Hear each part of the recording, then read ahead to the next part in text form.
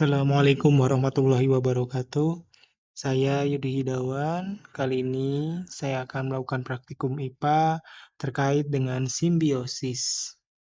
Simbiosis merupakan suatu bentuk hubungan yang sangat erat antara satu spesies makhluk hidup dengan spesies makhluk hidup lainnya yang hidup bersama dalam suatu habitat tertentu. Simbiosis dibedakan menjadi tiga, yaitu satu, simbiosis mutualisme. 2. Simbiosis komensialisme. 3. Simbiosis parasitisme. Simbiosis mutualisme yaitu hubungan antara dua spesies makhluk hidup yang saling menguntungkan. Simbiosis komensialisme artinya hubungan dua makhluk hidup di mana yang satu merasa diuntungkan, sedangkan yang satu tidak dirugikan. Sedangkan simbiosis parasitisme, yaitu hubungan dua makhluk hidup atau spesies di mana yang satu diuntungkan, sedangkan yang satu dirugikan. Ada nyamuk dengan manusia, ini simbiosis parasit.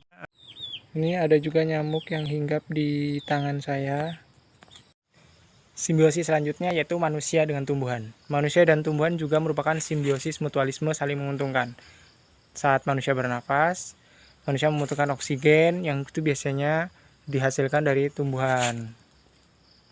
Dan ini buah naga yang tumbuh di pohon jambu batu. Ini adalah simbiosis mutualisme antara lebah dengan bunga pisang. Selanjutnya, ini adalah simbiosis parasitisme. Bisa dilihat ada tanaman jagung dengan banyaknya gulma. Ini.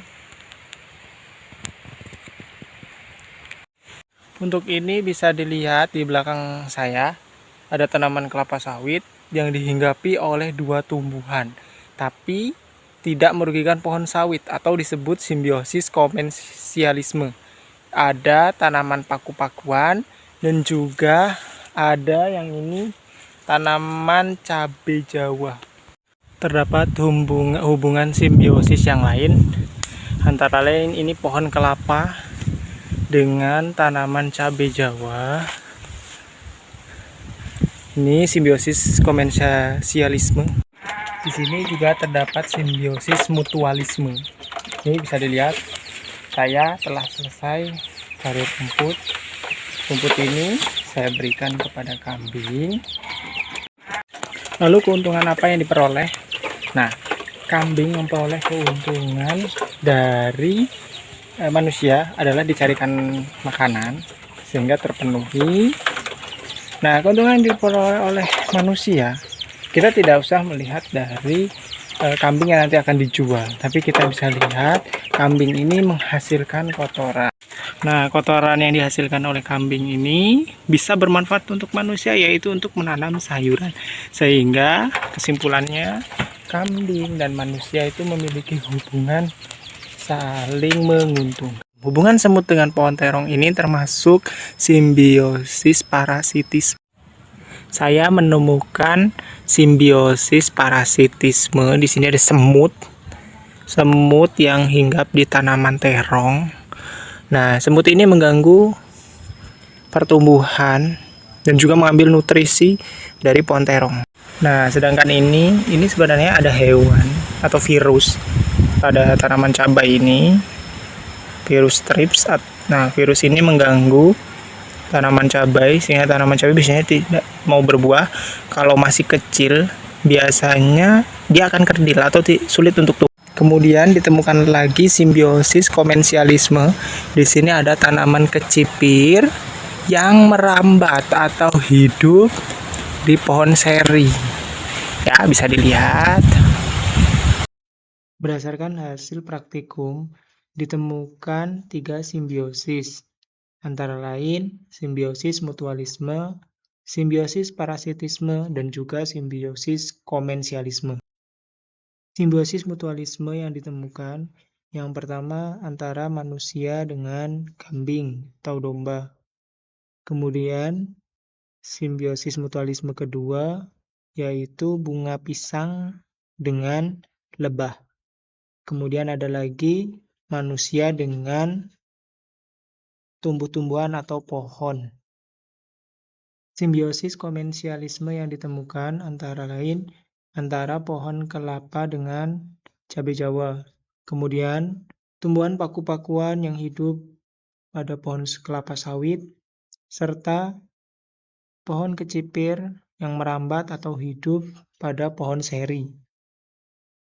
Yang terakhir adalah simbiosis parasitisme, yaitu yang pertama antara manusia dengan nyamuk, pohon cabai dengan hama thrips atau virus keriting, dan yang terakhir antara pohon terong dengan semut. Simbiosis mutualisme adalah hubungan spesies makhluk hidup yang saling menguntungkan berdasarkan hasil praktikum atau pengamatan di lingkungan sekitar. Contohnya yang saya ambil adalah antara pohon pisang atau bunga pisang yang dihinggapi oleh lebah. Lebah memperoleh nektar dari bunga pisang, sedangkan bunga pisang diuntungkan dengan dibantunya proses penyerbukan.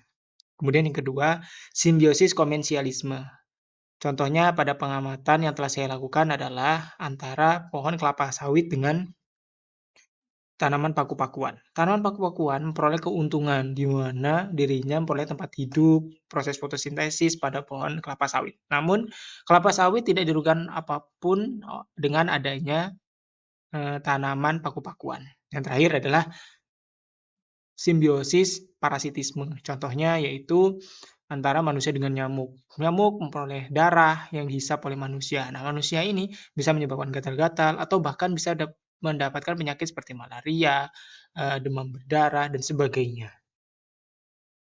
Demikian hasil praktikum IPA terkait dengan simbiosis. Terima kasih dan sampai jumpa di praktikum selanjutnya.